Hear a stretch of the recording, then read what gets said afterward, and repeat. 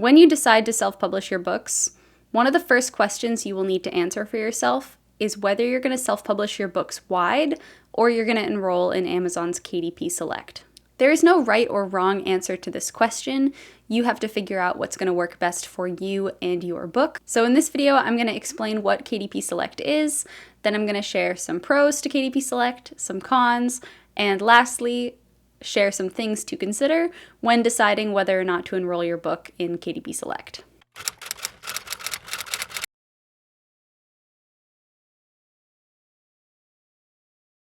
So when you self-publish your book, you control what publishing platforms you publish your book to. You can sell your book through retailers like Amazon, Apple, Kobo, Google Books, but Amazon and Kindle are really big players in the book distribution world. There are a ton of people who buy their ebooks primarily through Amazon because they have Kindles, and so Amazon's a pretty big player in this world. And they have this program called Kindle Unlimited where readers can subscribe to a, subscription service, and they pay a monthly fee and have unlimited access to all of the ebooks in their ebook library. So by paying the monthly fee, they can read as many books as they want to, so long as they're included in the Kindle Unlimited program. For readers, this is pretty cool. There are a lot of books that are enrolled in Kindle Unlimited, and so they have access to a really wide library of content. And if you're a voracious reader that tears through books really quickly, a lot of people like having this. A lot of traditionally published books just get included in Kindle Unlimited anyway because people want to read them, and Amazon wants to get people to pay for Kindle Unlimited so that by enticing them with these popular books. But indie authors are not automatically included in Kindle Unlimited unless they opt in to being exclusive with Amazon. But Amazon makes indie authors sign on to be exclusive with Amazon in order to have their books in the Kindle Unlimited program. Why? Because they can. Amazon has a lot of power in the indie publishing world, and indie authors usually benefit more from being in Kindle Unlimited than Amazon benefits from having those indie books in Kindle Unlimited, unless it's a huge, giant mega author, but on the vast majority of people are not. You don't have to be in Kindle Unlimited in order to publish your books to Amazon. You can still publish your books to Amazon and people can buy it, but there are some benefits to being in Kindle Unlimited that you don't get if you just publish your book to Amazon. There are some terms to Kindle Unlimited. The first one, as mentioned, is that your book has to be exclusive to Amazon. That means that you can't sell it on any other retailers. You can publish your paperbacks and your hardcovers wherever you want to. Amazon doesn't care about that. For KU, all they care about is your ebook. But this means that you can't go give your ebook for free on your website. This means that you can't just go sell your copies of your ebook on your website for a lower price than on Amazon because they're not going to like that. And they come down hard on authors who do this. So you can't cheat the system. They have little bots out there scouring the internet for duplicated files. You're only allowed to have the first 10% of your book made available as marketing content. So you can have a sample on your website of your book. You can give away a free sample of your book as an email marketing incentive. You can send out review copies, but just to be extra safe, I would not create some page on your website that gives away the free book and people can just click to download it.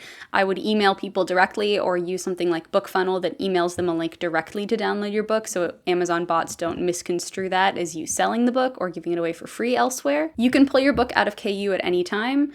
You have to leave it in if you've enrolled it for 90-day chunks. So you can have it automatically renew if you just want to stay in KU and avoid accidentally forgetting to renew it and then having it lapse, which I have done. I was running Facebook ads and someone was commenting because I would run ads saying free in Kindle Unlimited and people were like, it's not in KU, and I'd have a heart attack. Some people start out in KU and then publish wide. Some people start wide and then publish in KU. There are a ton of ways that people do it, but you have to be in once you've enrolled for at least 90 days. All of these terms are annoying and limiting, but being in KU also comes with some benefits. The first pro to KU is that it has a voracious readership. Everybody who is a subscriber to Kindle Unlimited loves to read. They probably own a Kindle, they probably move through multiple books a month. So being in KU opens you up to this market of dedicated readers. People who pay for a KU membership are also less likely to purchase your book, even if it appeals to them, if it's not in KU, because they're already paying for a KU subscription. If your book isn't in KU,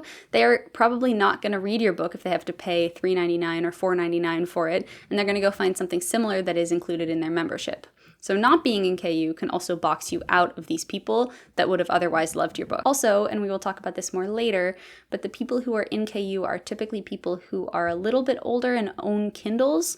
They may not be your target audience if you're writing for young kids or middle grade. There's also a certain demographic of people who are in KU and certain types of books that they like. So we'll get into this later too, but if your book falls into one of these categories, it's probably a great sign that KU is a good fit for you. But if it doesn't, or you're writing in a slightly more niche genre, it might not make the world of difference if you're in KU versus if you're out of it. Like in some genres, you really need to be in it to access those readers if you want to be successful, and in other genres, it doesn't matter as much. So the second pro is that Kindle Unlimited allows you to run Kindle free promotions and Kindle countdown deals. What are these, you ask? Kindle countdown deals are a type of promotion where your book is priced at 99 cents for like a period of 4 or 5 days. You can pick however many days you want to do it for, and Amazon will reduce the price of your book and help you promote your book and act favorably towards your book in the algorithm to help you try to attract more readers. They don't do very much. I don't want to give you warped expectations. They really do not do very much. But on the margins, they help boost your book just a little bit because they're trying to get people to come to the Kindle Countdown deal. But it's not enough to just run these and let Amazon do the legwork. They're not going to do anything for you. But you can choose when the promotion will start and end.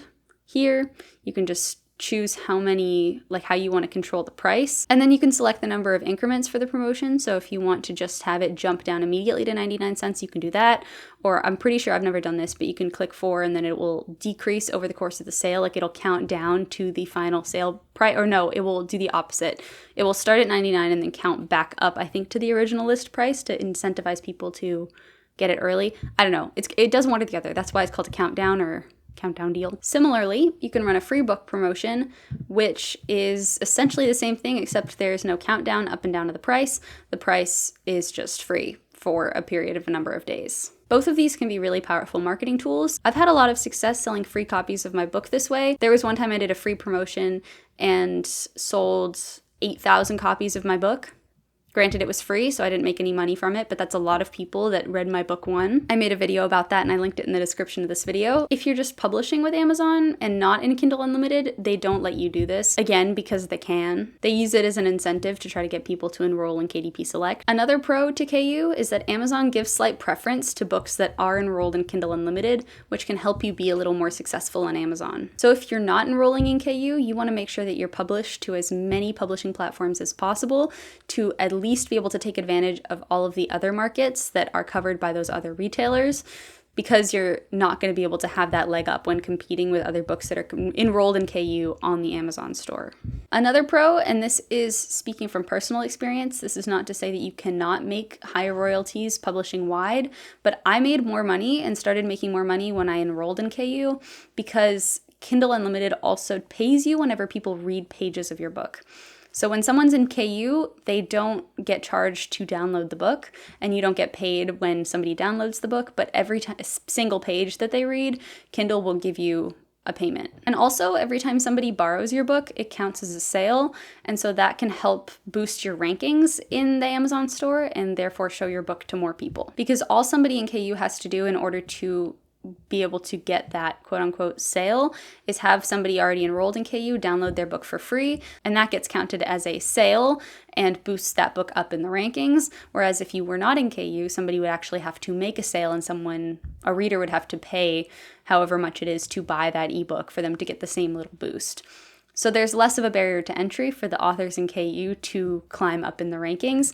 So it's a little harder to compete against them when you're charging for each download and purchase of your book. With that being said, there are also some cons to KU. As mentioned before, you have to be exclusive with Amazon. This severely limits your options in terms of where you publish your ebook because you literally can't publish it anywhere else. It also means that you can't sell direct. So you can't set up your own online store that you control and you manage because Amazon won't let you do that. And selling direct can be a really powerful way to build a newsletter base and to build a fan base, and you have all of the control there, but you can't do that if you're in Kindle Unlimited, and that's very annoying. It also boxes you out from platforms like Kobo and Barnes & Noble and Apple, which have their own promotions and own way of operating that you just can't dig into or learn about or use at all because Amazon requires you to be exclusive. Because you don't get to publish on all these other platforms, you also get less maneuverability. So if something ever happened to Amazon, if they decided to shut down your account and stop allowing you to publish there, then you would really be crap out of luck. Putting all of your eggs in the Amazon basket is great when Amazon likes you, but Amazon's a very big company, and if something goes wrong or their bots pick up something, and even if you didn't do anything wrong, they decide for some reason that they don't like you anymore, things are incredibly difficult to dispute. I had a really horrible experience when I bought a cheap gift card for somebody on like Amazon Germany or something on my Amazon account. Amazon flagged that as fraudulent activity and they shut down my entire Amazon account. I could not access my books, I could not access my reports, I could not access my earnings, and it took me multiple days of spending the entire day on Amazon customer service, and it was a nightmare. I was panicking the entire time, and I've heard tons of horror stories about similar things happening to authors. So now I have a completely separate Amazon account that I use to publish where I don't make any purchases, and I only use it for the books because otherwise it's just too stressful. Amazon can also punish you for piracy. Like if someone else steals your book and publishes it for free somewhere else on the internet, and Amazon's bots find it, they will punish you for it and not the pirate. So authors have had their accounts shut down for things like that too, that they had absolutely no control over, and that is just horrible. So if you put all of your eggs in the Amazon basket, it's super important for you to also build up a newsletter following so that if something happens, you're not starting from square one again, and people know who you are and you have a way to reach your readers directly. So that's why it's very important at the end of your books to have some sort of way to funnel them onto your newsletter, whether that's by offering them a short story made in your universe, a free standalone book, just anything to get them off of that book and into your newsletter is super important. Just anything to get them away from your book and to subscribe to your newsletter, just so you can hold on to as many of your readers as possible. And you want to nurture that newsletter too, which is a whole separate video, but building a separate fan base is very important. So that's a general overview of the pros and cons of Kindle Unlimited and enrolling in KDP Select.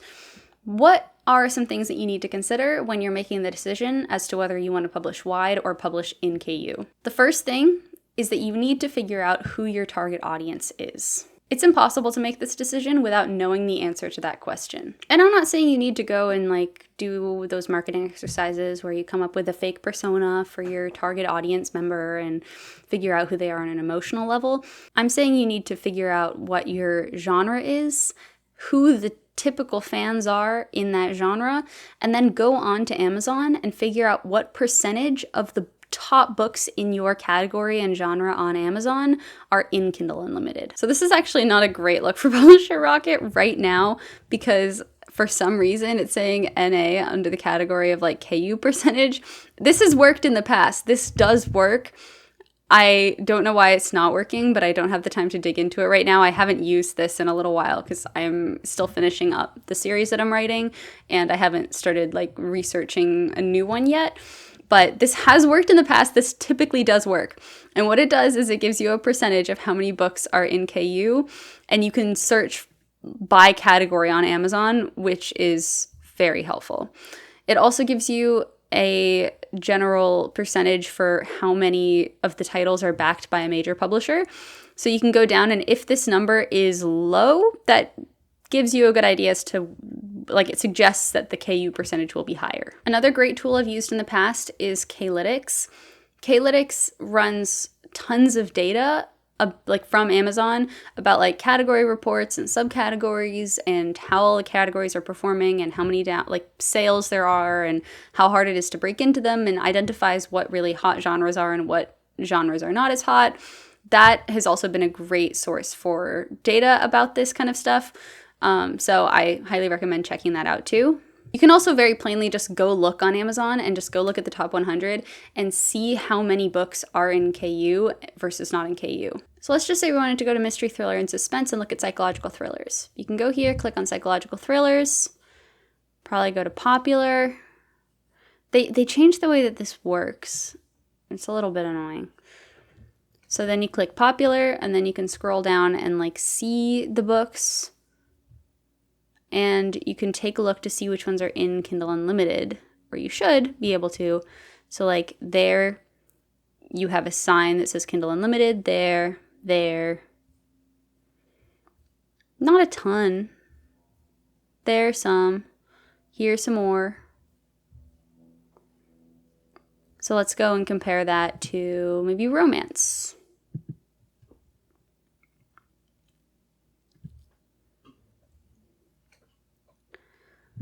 Popular and romance. So KU here, KU here, KU there. So there's actually a pretty good KU presence in here. Lots of Kindle Unlimited romances. Because this is the thing I was going to get into earlier, a lot of the people that subscribe to KU are romance readers. If you are in romance, you really should be in KU, because a ton of romance readers get KU because they just love reading romance. Like, romance has a lot of very devoted readers who just devour book after book after book. So for comparison, if you go to teen and young adult, popular, you get a little Kindle Unlimited. This is a romance, though. So there's another one. There's another one, but this is also a romance. This also doesn't look like it should be in Kindle or young adult book, to be honest.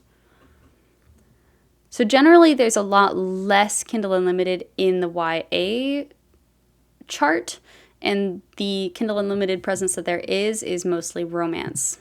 So this gives you some information, and then you have to figure out what you do with the information. Because Amazon gives people who are in KU a little bit of a leg up, if everybody in your category is in KU, you're going to have to fight really hard to beat them, and that KU thing is not really going to help you so much as it is going to be necessary for you to be able to compete with them in the genre. So if you're looking at a genre and like 70% of the top books are in KU, you really need to be in KU, because you're probably not going to be able to outperform them if you're not in KU. If the percentage of books in KU is really low and most of the books are being backed by a major publisher, while yes, being in KU can give you a little bit of a leg up, those major publishers already have a pretty big leg up over self-published authors. So being in KU can potentially level the playing field more, but if you're writing in a really niche genre where it doesn't really make a difference, it's probably not going to make or break you. Like, there's an argument that being in KU and getting that little leg up could help you compete against the books backed by a major publisher more. However, there's also an argument to be made that you can't really outperform a book that is backed by a major publisher, at least an A-list book that is like on New York Times bestseller lists that are topping all of these Amazon charts. And so maybe because the KU thing is not going to make a huge difference, it'll be better to publish wide. By far, romance is the most successful genre to be in when writing in Kindle Unlimited. The people that are in and paying for Kindle Unlimited are primarily people who love to read romance.